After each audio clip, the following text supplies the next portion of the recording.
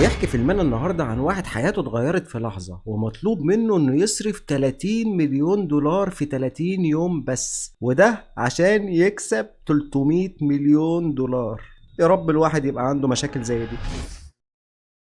الحكاية بتبدأ مع مونتي وبيكون لاعب كرة بوسيبول في الدوري، وزي ما احنا شايفين كده هو كحيان خالص ومالوش فيها، والفريق بتاعه تعبان جدا، والملعب بتاعهم بيكون فيه سكة قطر، وكل ما قطر بيعدي لازم الماتش بيقف. وفي يوم مونتي بيحكي لصاحبه سبايك ان في واحد اسمه دونالد بيصوره كل ماتش، ومونتي كان فاكر انه هينتقل للدرجة الأولى وهيكبر، بس سبايك كان عمال يحبط فيه ويقول له يا عم انت كحيان، لكن الفريق المكسح بتاعهم ده بيكسب الماتش وبيروحوا البار عشان يحتفلوا. ومونتي وسبايك قابلوا بنات هناك والدنيا كانت كيكه، وبره بيكون دونالد واقف بيتكلم في التليفون مع رئيسه وبيقول له انه بقاله ايام بيراقب مونتي، يعني ما طلعش بيكتشف ولا حاجه. وفجاه اصحاب البنات دول وصلوا وقامت خناقه كبيره جدا في البار، وكله عمال يطحن في بعض، والشرطه جت وخدتهم، وبعدها مونتي وسبايك بيدخلوا الحجز، والمدرب تشارلي ده بيروح لهم وبيقول لهم ان الاداره مش هتدفع الكفاله بتاعتهم، وان الفريق خلاص ما عادش محتاجهم في حاجه، وهيجيبوا لعيبه غيرهم اصغر في السن. ومونتي وسبايك ما كانوش عايزين يضيعوا اخر ماتش ده من ايديهم، بس تشارلي قال له خلاص بقى مونتي انت لعبت 15 سنه، سيب حاجه لغيرك بقى يا صاحبي وكفايه عليك كده. وبعد كده بيروحوا للمحكمه وبيتوجه لهم شويه تهم كده زي اعتداء بقى وتدمير ممتلكات والكلام ده، وهم كل اللي بيقولوا للقاضي احنا مظلومين، بس القاضي شايفهم غلطانين وحط لهم كفاله 3000 دولار. وطبعا هم مفلسين وخلاص كانوا هيرجعوا الزنزانه، بس فجاه دونالد بيدخل وبيقول لهم انا هدفع لكم الكفاله وهعمل لكم كل حاجه، بس انتوا لازم تعترفوا بالذنب.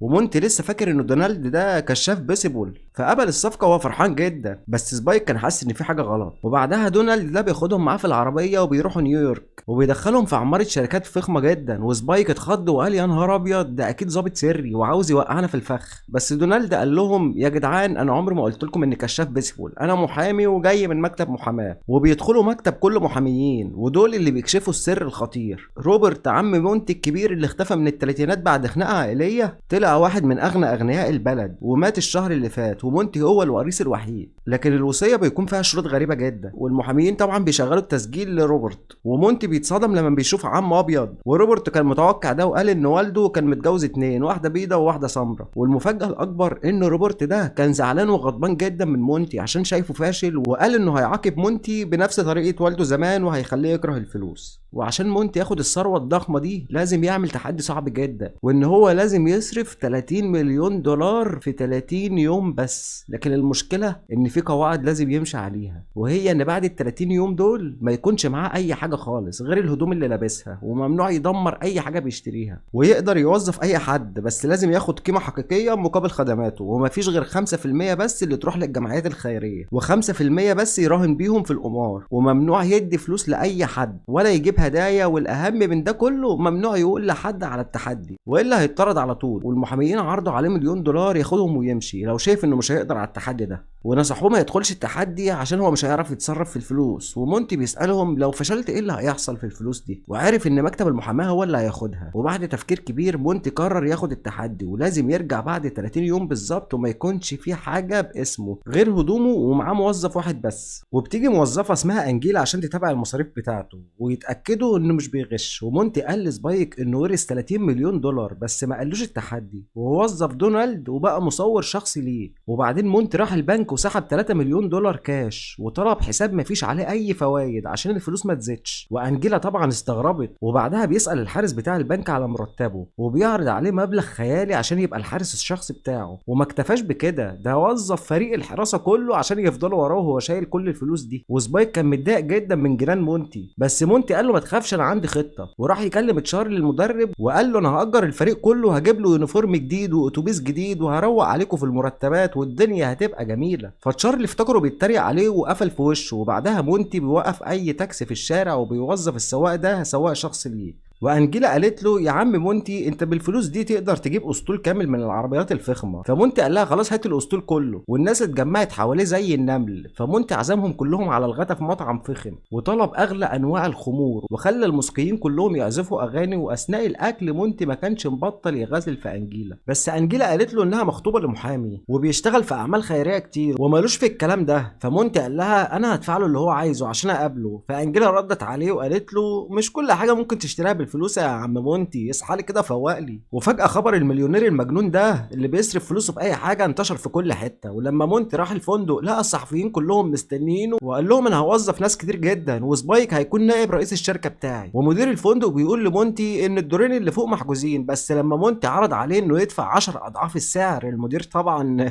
قال له اتفضل يا باشا بيتك ومطرحك. ومونتي وفريقه احتفلوا في الاوضه الفخمه ولبسوا احلى البدل، وخطيب انجيلا راح عشان ياخدها، فمونتي استغل الفرصه دي وراح اتبرع لواحده من الجمعيات الخيريه اللي خطيب انجيلا شغال فيها. وورين خطيب انجيلا انبهر بالديكور والتحف اللي في الاوضه وطلع بيفهم في الموضوع ده كويس جدا، فمونتي استغل الفرصه دي وعرض عليه مرتب خيالي عشان يختار له الديكور بتاعه. وورين وافق فورا وخيب امل انجيلا وما صدقتش انه خطيبها ممكن يتباع بالسهوله دي. والصبح بدري وورين كلم رؤسائه في مكتب المحاماه عشان ياخد اجازه شهر، والمحاميين وافقوا بس بشرط واحد، ان هو هيكون جاسوس ليهم ويقول لهم مونتي بيعمل ايه بالفلوس، وممنوع يقول لانجيلا على اي حاجه عن الموضوع ده. ومونتي كان مالي المكتب بتاعه بمئات الموظفين وبيعملوا اي حاجه ممكن تتخيلوها، لدرجه انه جاب واحد يقلده. وورين كلم مراته السابقه اللي هي مارلين، ومارلين دي مصممه ديكور محترفه وعلمته كل حاجه، وانجيلا طبعا اتضايقت، فمونتي حاول يلفت نظر انجيلا بحركه مش كويسه، وورين اتزحلق ووقع وراحت انجيلا تقومه. ومارلين كان عندها افكار كتير، ومونتي قال لها اعملي كل اللي في نفسك وما تفكريش في الفلوس دي اخر حاجه نشيل همها. وبعدها واحد طلب من مونتي 3 مليون دولار عشان يجيب له جبل جليدي من القطب الشمالي، وبيقول له عشان الناس تشرب ميه نظيفه. ومونتي وافق على طول ونفض لسبايك وانجيلا اللي كانوا شاكين انها عمليه نصب، ووظف واحد كمان عشان يراهن على ال5% اللي مسموح بيهم في سباق الخيل. في اللحظه دي تشارلي المدرب اتصل ومونتي قال له انه هيدفع للفريق بتاعه عشان يلعب ضد فريق عالمي، لدرجه انه بعت هليكوبتر عشان تجيب اللعيبه. وبره الاستاد مونتي كان عامل حفله ضخمه جدا عشان يستقبل اصحابه وفرحان انهم لابسين اليونيفورم الجديد اللي جابه، وكمان اجر عربيه لكل واحد فيهم. والمحامين كانوا بيتفرجوا على كل ده وبيقولوا احنا ممكن نكون استهونا بيه شويه. ومونتي لبس اليونيفورم وبيتدرب مع فريقه، والاخبار كانت عماله تتكلم عن الماتش الكبير اللي جاي. وبالليل مونتي جاب واحده الفندق ولسه هيبداوا السهره، انجيلا اتصلت عليه وقالت له ان في حاجه مهمه لازم يتناقشوا فيها. ومونتي فورا طرد البنت اللي معاه، وسبايك وانجيلا جابوا مستشار مالي لمونتي عشان يساعده يستثمر، بس مونتي وظفه بمرتب ثابت وقرر انه مش هيسمع اي نصيحه له، وكان هيجنن المحاميين منه. فسبايك قال لمونتي استثمر في حاجه زي مجوهرات طيب او طوابع، فمونتي ما استناش لحظه وجري على طول اشترى اغلى طابع في التاريخ. والمحاميين شافوا الخبر الصبح وقعدوا يضحكوا، عشان كده يعتبر اشترى حاجه ممنوعه وكده خلاص خسر التحدي. بس الصدمه ان مونتي بعت لهم جواب واستخدم الطابع ده عشان يبعتوا رساله، والمحاميين اتجننوا من الغيظ وقرروا يقولوا لواين الحقيقه كلها عن التحدي، وطلبوا منه يعمل غلطه في حسابات انجيلا، ووعدوه بمكافاه كبيره جدا لو مكتب المحاماه كسب الفلوس. ومونتي كان بيتفرج على الاخبار وعرف ان اسهمه زادت في شركه الجبل الجليدي واتضاعفت ل3 مرات بفضل استثماره، فتوتر من الفلوس الزياده دي وقال للموظفين يبيعوا كل حاجه. وطبعا النصايب بتيجي ورا بعضها، الراجل بتاع القمار كسب كل الرهانات. مونتي اتجنن وقال لانجيلا تتبرع بكل ده للجمعيات الخيريه. ومارلين كانت خلصت الديكورات وعملت حاجه تحفه، بس مونتي طلب منها تعمل حاجات اكتر. وبما ان واين كان مشغول مع مارلين، انجيلا وافقت تتغدى مع مونتي وقالت انها انبهرت براجل بيتبرع بفلوس كتير قوي كده. وهم ماشيين واحد خبط عربيتهم من ورا خبطه بسيطه كده، بس مونتي قال انا هاخد الراجل ده للمستشفى عشان ادفع قيمه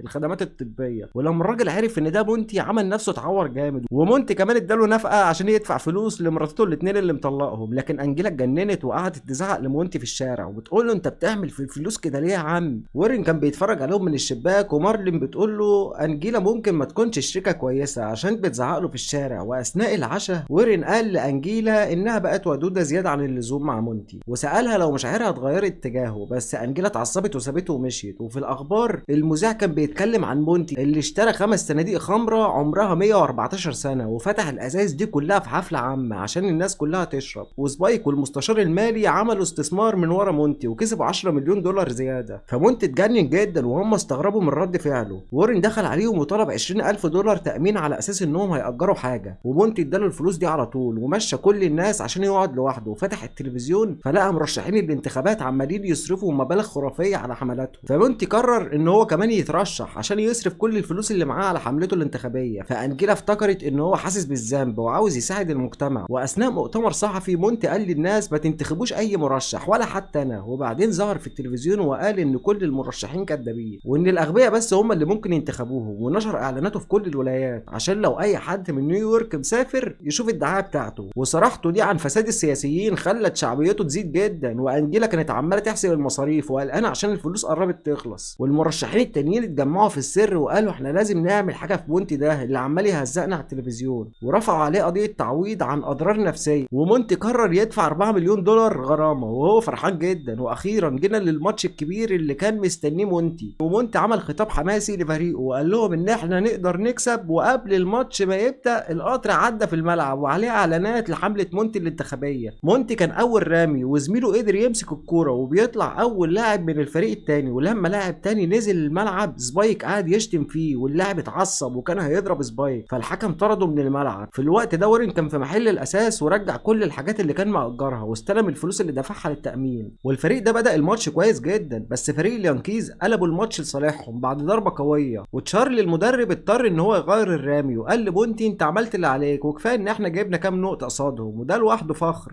ومونتي طبعا زعلان عشان نهاية التحدي قربت. وبعدين دخل أوضة اللبس وهناك جاله المسؤول عن الوصية وقال له لو كسبت الانتخابات هتاخد مرتب وده يعتبر اصل وبكده هتخسر التحدي. والماتش خلص وفريق اليانكيز كسبه، ومونتي عمل لهم خطاب وبارك للفريق وشرح ان اي حد معاه فلوس يقدر يشتري اي حاجه، بس عشان تبقى رياضي محترف ده عاوز مجهود مش فلوس، وانسحب من الانتخابات وقال انه ما كانش متوقع انه يكسب. وطبعا الناس كلها مش فاهمه هو عمل كده ليه وما بقاش فاضل معاه فلوس كتير، فمونتي قرر يصرف كل اللي فاضل معاه على حفله كبيره وكل الناس مدعيه فيها. وبالليل انجيلا قفلت الدفاتر ورصيدها كان صفر، ومونتي كان عاوز ياخدها للحفله بس انجيلا رفضت وقالت له انا مش عاوزه حاجه منك، وكانت قرفانه منه عشان عمال يصرف فلوس في اي حاجه. وفي الحفله سبايك وبتاع الامن فتشوا دونالد واكتشفوا ان كان بيسرق فلوس من مونتي، وكل موظفين مونتي زعلوا عليه لما عرفوا انه فلس وقعدوا يجمعوا فلوس عشان يساعدوه، بس هو رفض ودونالد خد فلوسه تاني. والصبح بدري مونتي صحى وهو مصدع جامد من كتر الشرب، ومدير الفندق جاله عشان لازم يسيب الاوضه، والموظفين كانوا عمالين يشيلوا كل حاجه اجرها لمده شهر بما فيهم هدومه الجديده، ولبس الهدوم القديمه بتاعته وشاف الاوضه اللي مارلين خلصتها وعجبته قوي قبل ما يشيلوا كل حاجه. وهو ماشي الراجل ده كان زعلان عليه، والمدينه كلها اتصدمت ان محدش كسب الانتخابات عشان كلهم سمعوا كلام مونتي ومحدش انتخب حد. وقبل نص الليل مونتي راح مكتب المحاماه وفي الاسانسير قابله وارن واداله فلوس التامين اللي كان واخدها. مونتي طبعا صرخ من الاحباط وخلاص بيستسلم وقال للمحاميين انه مستعد يمضي الاوراق. وارن كان قاعد بيتفرج عليهم من الشباك وانجيلا شافته وسالته وقالت له هو ايه اللي بيحصل. وارن اللي افتكر ان الموضوع خلاص خلص حكى لها كل حاجه، لكن انجيلا اتجننت واخدت التذكره من وارن وجريت على المكتب عشان تكشف الفخ، وكانت عاوزه تضرب وارن عشان بقى مونتي، بس مونتي مسكها وراح ضربه هو. وورين هدد مونتي انه هيرفع عليه قضيه اعتداء، فمونتي طلب من انجيلا انها تبقى المحاميه بتاعته ووظفها بفلوس التامين اللي وارن لسه مرجعها له. والساعه خلاص داخله على 12، بس انجيلا عملت ايصال بسرعه لخدمتها ليه، وده خلى مونتي مفلس تماما قبل اخر ثانيه في التحدي. فمسؤول الوصيه اعلن ان مونتي كسب التحدي والثروه كلها بقت بتاعته، وقال كمان انه هيحقق مع المحاميين دول عشان كانوا عاوزين يسرقوه. ومونتي طبعا فرح جدا وخد انجيلا في ايده عشان يبداوا حياه جديده. ولحد هنا يا صديقي الصدوق خلص الملخص بتاعنا. ما تنساش بقى لو عجبك